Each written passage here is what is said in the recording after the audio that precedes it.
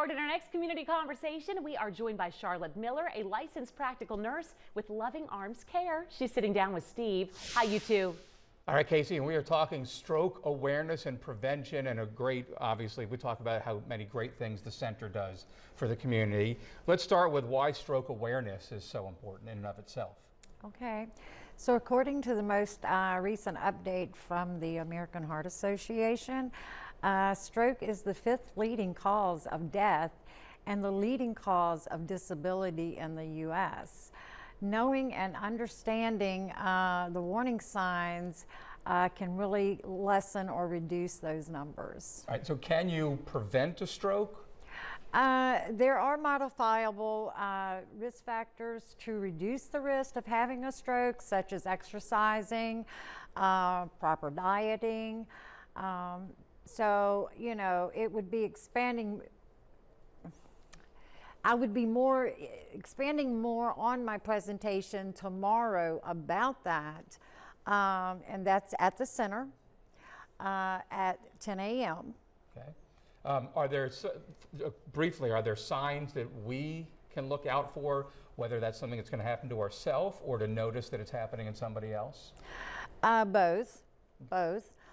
If you are aware of some of the warning signs, you would be able to detect that in yourself.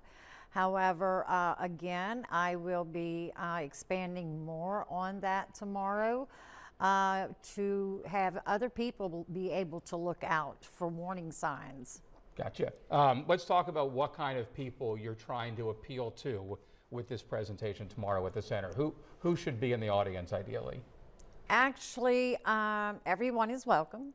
And but I strongly encourage persons 55 and older with underlying conditions such as high blood pressure, diabetes, because they are more at higher risk for stroke.